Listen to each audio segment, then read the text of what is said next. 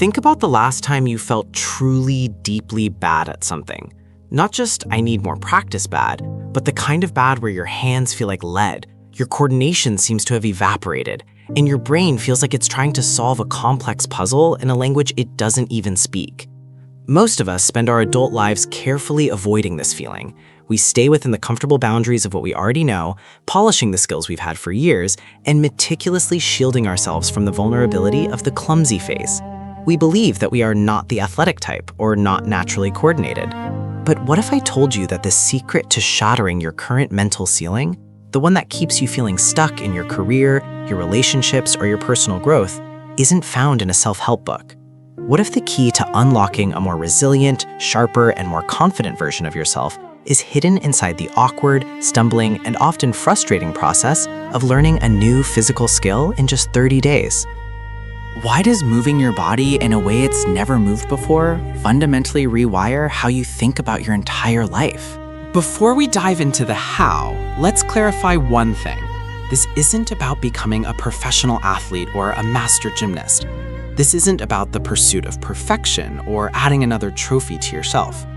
In fact, the goal here isn't even the skill itself. It's about the transformation that happens in the quiet moments between the failed attempts. We are looking at physical learning as a Trojan horse for psychological revolution. We aren't just training your muscles, we are training your mind to handle the unknown. To understand why this is so powerful, we have to look at what's happening inside your skull. In 2004, researchers at the University of Regensburg conducted a study that changed how we view the adult brain. They took a group of people who had never juggled and asked them to learn the skill over 3 months. When they scanned the participants' brains, they found something remarkable. The areas of the brain responsible for processing and storing complex visual motion, the mid-temporal area, and the left posterior intraparietal sulcus actually grew in size. They saw an increase in gray matter. This phenomenon is known as neuroplasticity. When you challenge your body to learn a new physical pattern, your brain isn't just software updating, it is hardware physically rebuilding itself. You are quite literally creating new neural pathways, a process fueled by a protein called brain-derived neurotrophic factor, or BDNF. Think of BDNF as Miracle-Gro for your brain. It promotes the survival of existing neurons and encourages the growth of new ones. But here's the fascinating part. This growth juice is released most intensely when the challenge is physical and the outcome is uncertain. Have you ever felt that strange buzz in your brain after a difficult workout or a session where you finally nailed a dance step? That's the physical sensation of your mind expanding its own architecture. But why does this physical growth translate into a mindset shift? It's because learning a physical skill forces you to confront the clumsy phase, a phase most adults have forgotten how to navigate. As we grow older, we become experts at being experts. We choose jobs we're good at, hobbies we've mastered, and social circles where we feel competent. We build an identity based on being capable. Consequently, the moment we try something new and fail, our ego perceives it as a threat. We tell ourselves, I'm just not good at this, as a defense mechanism to stop the discomfort of feeling like a beginner. When you commit to learning something physical, like handstanding, archery, or even a specific style of shuffle dancing, you are intentionally inviting that discomfort back into your life. You are tracing the roots of your own adaptation. You see, as children, falling down was just part of the data gathering process. If a toddler stopped trying to walk because they fell the first 10 times, none of us would be standing. But as adults, we've pathologized failure. We've turned "I can't do this yet" into "I am the kind of person who can't do this." By spending 30 days in the trenches of a new physical skill, you are essentially reparenting your own ego. You are teaching your brain that being bad at something isn't a permanent state of being, but a temporary and necessary biological requirement for growth. Now, here is what I find truly fascinating. Physical skills provide a feedback loop that intellectual skills simply cannot match. If you're trying to learn a new language or a computer program, the errors are often abstract. But if you're trying to balance on a slack line, the feedback is instant, undeniable, and physical. You fall. Your body tells you exactly where you are out of alignment. This immediate feedback loop forces you to stay present. You can't ruminate about your taxes or your ex-partner while you're trying to catch 3 balls in the air. This is what psychologists call the flow state. but with a high-stakes entry fee. Because the stakes are physical, your mind is forced to quiet the inner critic and focus entirely on the inner observer. You begin to realize that your silent thoughts, that voice in your head saying, "This is impossible," are actually just noise. They have no impact on whether or not you catch the ball. The only thing that matters is your focus and your willingness to adjust. This leads us to a powerful reframe. We usually see clumsiness or struggle as a sign of weakness. But in the world of physical learning, struggle is actually the sound of your brain changing its mind. It's a sign that you are operating at the edge of your current ability. When you embrace the 30-day challenge, you start to view frustration as data rather than doom. You begin to notice a shift in your daily life. That difficult project at work, it's just another juggling ball you haven't learned to catch yet.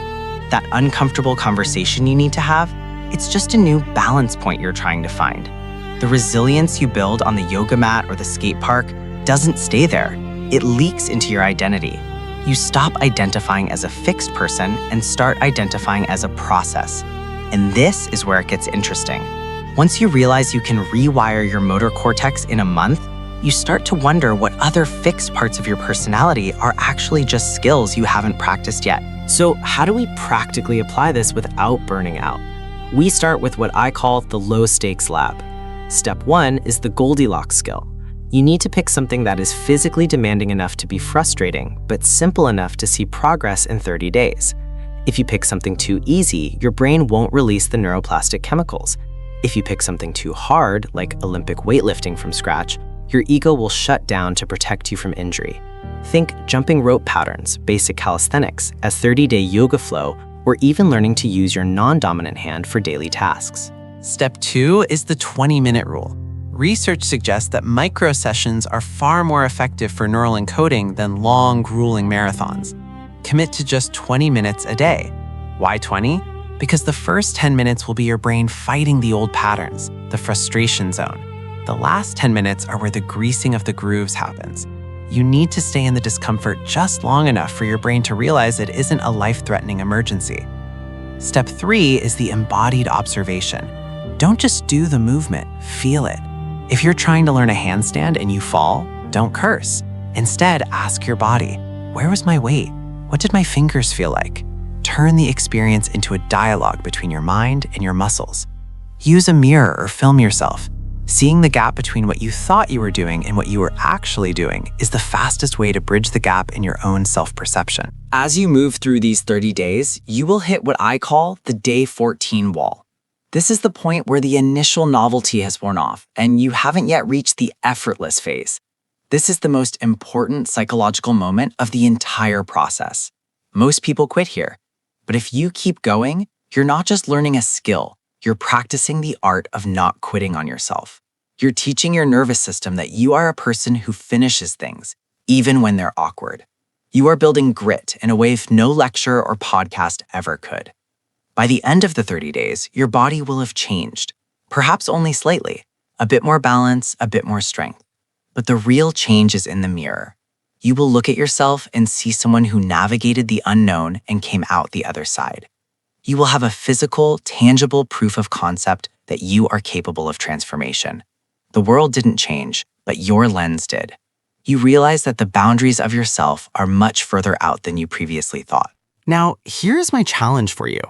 I want you to spend the next 7 days just observing your expert trap. Notice where in your life you are avoiding something because you're afraid of being a beginner. Is it a new hobby, a new social situation, a new way of thinking? Once you identify it, I want you to pick one small physical skill, something that makes you feel a little bit clumsy, and commit to it for just 20 minutes. The question I want to leave you with is this.